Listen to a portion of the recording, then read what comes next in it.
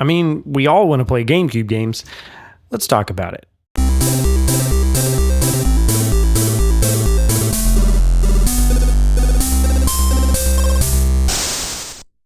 There are a bunch of catalysts for this video, but the main dilemma is really simple. Nintendo has this huge arsenal of games in their back pocket, all the way from the NES to the final titles on the Wii U and 3DS, may they rest in peace, and there are some of those games you can barely run and hide from fast enough. How many places can you play Super Mario Bros. Now?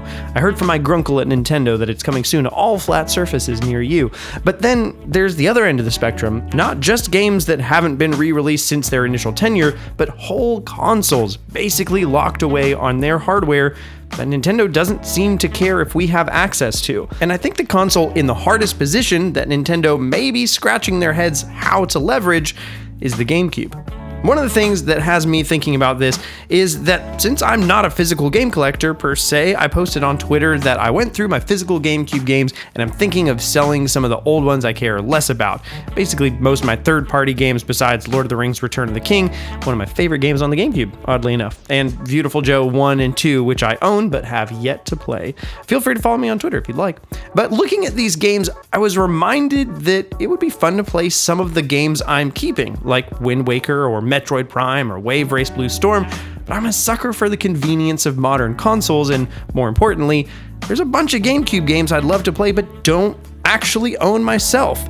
And so what if I did want to play Paper Mario and the Thousand Year Door? Well, my options are to find a used copy for over $100, which, again, as someone who's not a collector, no, or I can play the ROM illegally, which also no. So I just can't play it. And I guess the same is true for you if you don't own particular GameCube games and don't want to emulate them. So of course, that's the root of the problem. There are lots of games from lots of platforms that we can't play. This recently came up with Metroid games selling on the Wii U Virtual Console because that's the easiest place to get them for the time being. But along those lines, I'd like to share not only what Nintendo could do to solve this issue, but also what I thought they would do and why I don't think so anymore. Nintendo did a great job for a while with backwards compatibility, from the amazing Game Boy, Game Boy Color, Game Boy Advance continuity, and Game Boy Advance games on the DS, to playing GameCube games on the Wii, Wii games on the Wii U, and DS games on the 3DS. That all died with the Switch hardware though. It's just not able to be physically backwards compatible with anything else, and considering the hardware is so different, it's actually pretty understandable. But this is the first time since the Wii that Nintendo hasn't provided the Virtual Console, which is good and bad, but mostly just very, very different. The Virtual Console on the Wii was a new and impressive era where your Wii may not have a slot for your SNES cartridge, but you could pay $7 and buy Super Mario World for your fresh new system on the big screen. Great! The Nintendo libraries included NES, SNES, N64, and on the 3DS included Game Boy, Game Boy Color, some Game Boy Advance under specific circumstances, and on the Wii U also Game Boy Advance and DS.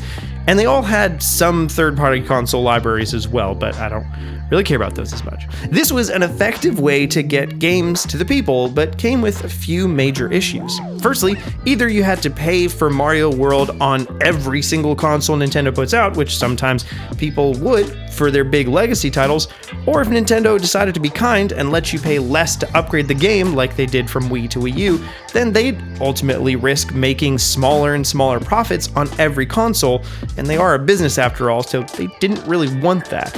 The other issue with the Virtual Console was that while the Mario 64s typically sold fairly well, it was really hard to eventize every single game.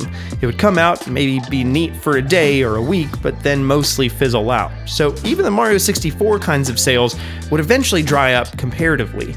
Nintendo knows they have a gold mine of evergreen titles, and moving forward, they'd tried this way to get the most out of it, but it wasn't looking promising in the long run, so they pivoted, much to the chagrin of many fans, even if it is easier on our wallets. So on their newest console, they switched it up and leaned into Nintendo Switch Online instead, a subscription model that's technically paying annually for classic games, but also the online service, cloud saves, and some exclusive free games like Tetris 99 and the now deceased Mario 35. In theory, this resolves all of the issues of the Virtual Console. You technically save money because instead of spending $20 in a year on 2 to 4 games, depending on the console you're buying from, you get over 100 for the same price. And although we haven't seen it happen yet, we would assume that the next console will just continue the service like Game Pass continued from Xbox One to Xbox Series consoles. So you never have to make the decision of whether or not you re-buy games, you just opt into the service or you don't. And on Nintendo's side, they're giving you a bargain, but also consistently getting money stretched out evenly across the years and the months, rather than right when the big games drop and then drip feeds after that. That's the appeal of subscription services. And also, they can eventize the whole service anytime a cool game drops, not just the one game being eventized. But of course, that brings us to another catalyst for this topic.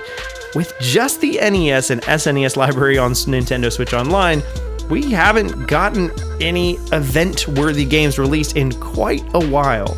Sure, there are fans of Jelly Boy, but does that mean it's an event?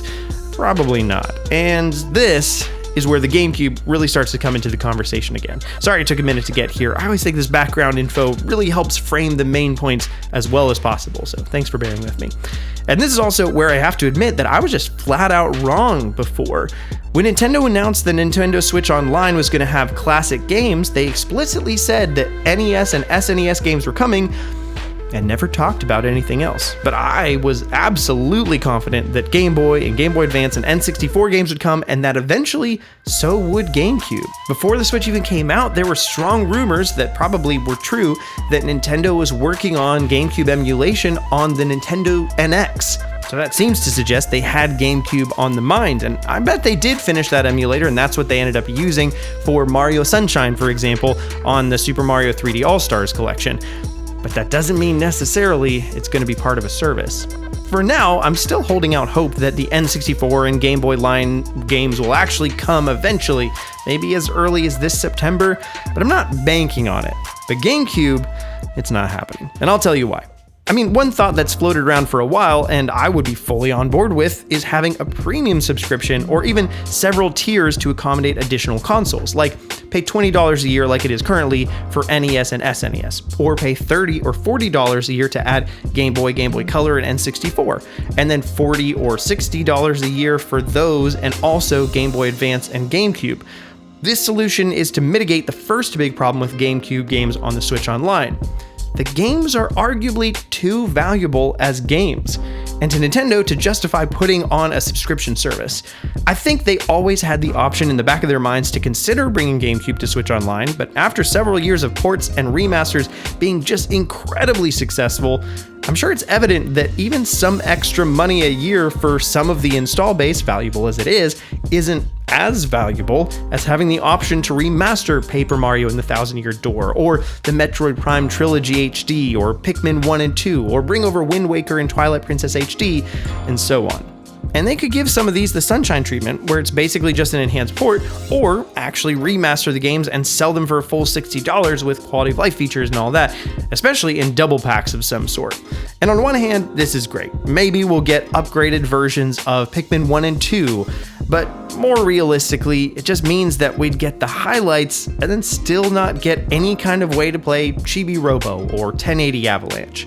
And on top of that, it seems like now that the Wii U has been pruned of all of its heavy hitters, the Wii is up next, so it would be that much longer until a wide swath of GameCube ports. And if it's not clear what I mean by GameCube games being valuable in a way some other systems may not be, there's just an element that's just the fact that the games are straight up valuable on the market. It's super expensive to buy GameCube games physically right now, maybe because the system wasn't a huge seller, so there's just fewer copies to go around.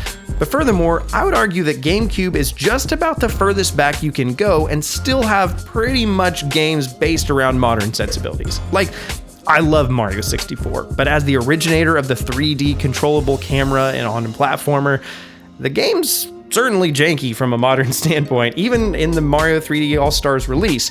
Sunshine, on the other hand, there are janky sections in the game, without a doubt, and I actually don't like the progression quite as well, specifically for 100%ing the game, but the minute-to-minute gameplay feels much closer to something like Mario Odyssey. And looking further at Metroid Prime, or Fire Emblem Path of Radiance, or Wind Waker, and tons more, these are still masterclasses of game design in the modern era. So that, among other things, just makes the games have more potential to Nintendo. But let's say that's not even a factor. Nintendo decides, you know what, we'll just have people pay more for GameCube games and put them on the Nintendo Switch Online, and then they pick 20 games to start out with to put on an application called GameCube Online. Maybe they also remaster some other ones, and maybe they'll still put those ones on the service as base games, or maybe they don't, who knows. Well, this next factor was the thing that tipped me over the edge to convince me that GameCube Game Service isn't happening on the Switch. NES games, SNES games, Game Boy games, and even N64 games. How big are all those files? I mean, N64 is the upper limit of those ones, goes to 64 megabytes, and some are as small as 4 megabytes. So let's say there's an N64 service on Switch Online. It could have 100 games, all at the max of 64 gigs, and still only have roughly 6.5 gig download. Then that's truly the upper limit of what would be reasonable. I saw somewhere that you could fit every single N64 game on one Switch cartridge, somewhere in like 22 gig vicinity. Not a problem there at all. But looking at GameCube, suddenly the narrative shifts. GameCube discs max out at 1.35 gigabytes, which is of course not much by today's standards, but the point of the service isn't just to have one small game, it's to have a large amount of games that are quick and snappy to load, as a supplement to the rest of the games somebody would buy and play. And as a thought experiment, I added up the total file size of the 20 of the likely games that would be the first to come to the service and quickly approached 15 gigs. Again, maybe this doesn't sound like that much of an issue, but when the base model of the Switch is 32 gigs of storage with only about 28 usable, once they've added more games to the service, especially any third-party titles that don't optimize their sizes like Nintendo typically does, this one application that's meant to be supplementary and snappy becomes the majority of the base console storage, maybe more than it, and possibly not so snappy to switch between games like it is for NES and SNES Online. Honestly, this isn't really proof against it as much as it is something that just feels contrary to how Nintendo seems to be regarding this service. Considering all of that, I think going back to the virtual console model for certain consoles seems to be the most reasonable approach, but I also don't really see that happening. So my gut feeling is that Nintendo will continue to keep GameCube games up their sleeve, but pull the trigger really infrequently on its delivery. Of course though, I hope that me being wrong was wrong. But that's what I think. What do you think? Will GameCube games ever come to the Switch in mass or not? And what's the game you'd be most excited to play on the Switch, whether remastered or just ported over from the GameCube? Let me know all that and more in the comment section down below. And while you're down there, be sure to like the video and subscribe to fanatixfour for more content like this every Tuesday and Thursday from me and from AJ, and then our podcast every Saturday. We haven't done the past 2 weeks because I've been sick, and then my baby was sick, and my wife was sick. So that was the thing. But we should be back with the podcast this week, so that'll be fun. Be sure to check that out at youtube.com/directly to you or on podcast services. Look for Directly to You. And it's just me and AJ chatting about Nintendo news and your comments and Q&A and all sorts of stuff for a million hours. It's really, really long. All right, that's about it for me. See you next time. Peace and blessings.